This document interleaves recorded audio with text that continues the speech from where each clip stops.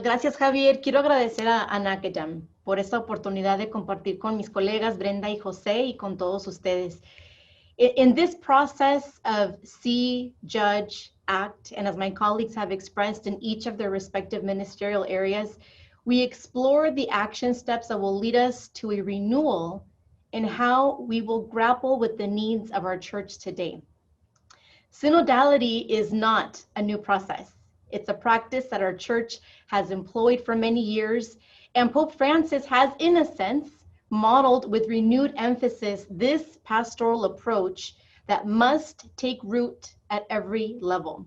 The concept of synodality is a call to involve al pueblo de Dios, a que tomen parte de esta práctica consultativa que da pie para una renovación y reforma de ministerio pastoral dentro de la iglesia, de nuestras estructuras diocesanas, parroquiales, y nos llama a promover una iglesia basada en la misión que se empeña a servir en misión.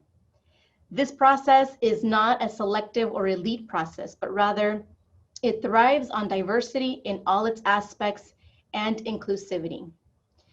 The synodal pathway, El Camino Sinodal, calls for us and all pastoral agents to listen, not simply hear the needs, but truly listen to the people of God, to the constituency we serve and minister to in our respective ministries.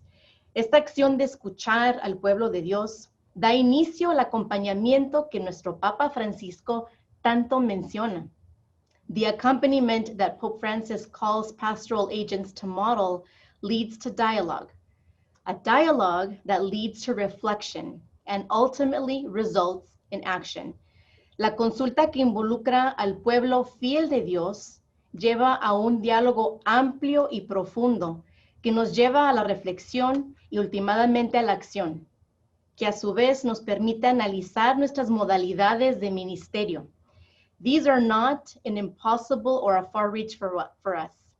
In fact, the entire nation participated in the Encuentro process, which modeled the type of missionary synodality that time and time again our church has engaged in through a process of discernment based on consultation, dialogue, reflection, and action. Este discernimiento nos lleva a reevaluar a la luz de las necesidades y, más importante aún, las voces del pueblo que clama justicia, equidad y una iglesia presente que huela a oveja. I mentioned earlier that synodality must be applied at every level and structure in order for there to be a renewed ecclesial experience.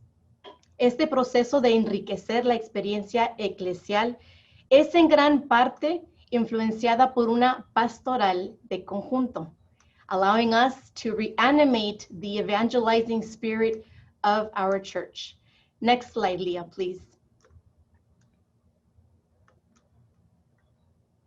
When we ponder upon pastoral ministry and missionary discipleship, we must look at our landscape and find those gaps, those challenges, and reverse them into opportunities for renewal and reform.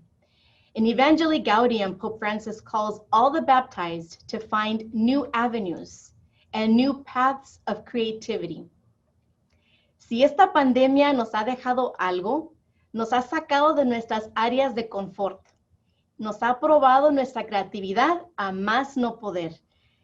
Y si el quinto encuentro nos impulsó a salir, la pandemia fue la estocada que nos llevó a cada uno de nosotros a poner en acción el Evangelio. Es decir, renovar nuestros métodos a cada nivel estructural de la iglesia. When we think and speak of synodality, we must do so with a mindset of diversity as harmony. In our diocesan and archdiocesan structures, do we find this to be true? I began detailing the synodal pathway as pastoral agents as a preface as we continue to discuss and discern this pathway as we find ourselves in this particular moment of act, el actuar. How are we faring? La dinámica de la sinodalidad nos lleva a un modelo de iglesia que reinvigoriza el aspecto misionero de la iglesia. Estos pasos importantes y fundamentales al hablar de la sinodalidad y missionary synodality son conceptos y elementos que forman el lente del cual haremos un plan pastoral misionero sinodal. Next slide, Leah. The mission of the church continues on no matter the circumstances that we may face or be challenged with. When I mentioned the culture of maintenance on the slide, here I see the convergence of inherited structures established by the leadership of predecessors that stump growth, inhibit creativity and new ways of outreach, and ultimately paralyzes the essence of exercising una pastoral de conjunto. Si vamos a tomar estos espacios para tomar pasos de acción, entonces formemos vínculos con nuestros equipos diocesanos, ministeriales u otras organizaciones que nos ayuden a salir y tomar nuevos caminos para llegar al pueblo y que a su vez el pueblo sepa que es escuchado. No caigamos en la inercia y la comodidad de lo conocido. The signs of the times show us that we must advocate for an ecclesial experience that encounters, that listens, and welcomes with a renewed zeal for evangelization. As you rethink ecclesial experience, synodality, and missionary inclusion, collaboration is good.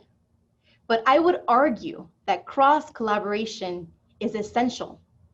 The thread of evangelization, or shall I say, the new evangelization, must be woven throughout every pastoral ministerial area, whether diocesan or parish. And I'll give you an example of one practical way in which this can be done, and yet it's not widely practiced. I walked into a parish office and I was waiting to speak with a pastor. And as I was waiting in the foyer, in walked a young lady who was greeted by the receptionist, and she said, I want to get married and I'd like to get more information. What do you think was the first thing the receptionist said? Now let's get some chat activity going on here. I'm going to give you 3 options and I want you to put your choice in the chat box. Here we go. Number 1, congratulations, you're getting married. That's so wonderful. Option 2, certainly, let me get you the paperwork and I'll walk you through it. 3, are you registered? Let's see what everybody's putting in. I see a unanimous 3, and I have to tell you that my heart sank. My heart sank because the receptionist asked her, are you registered? There was no regard for the fact that she was a young adult seeking to get married in the church. 2, there was zero hospitality or a slither of welcoming environment. It was very mechanical. Why? Because I can guarantee that person does not see themselves as a minister of the church. They've put on their business hat and never looked back. We have to sensitize and evangelize the gatekeepers at our parishes, dioceses, and other ministries. Nuestro plan pastoral misionero debe tomar raíz en cada lugar. My point in mentioning this to you is precisely to revisit the gaps in our ministerial outreach.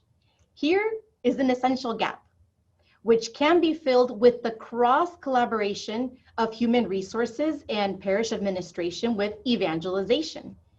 Herein lies an opportunity for synergy in weaving evangelization in the administrative realm of the church. Our efforts must embody a spirit of welcome and hospitality. Another practical application is to form new emerging Hispanic leaders. Are they out there? Yes, they need to be mentored and encouraged to be the leaders of the church in this present moment and for the years to come. Seamos corresponsables en emprender el camino sinodal.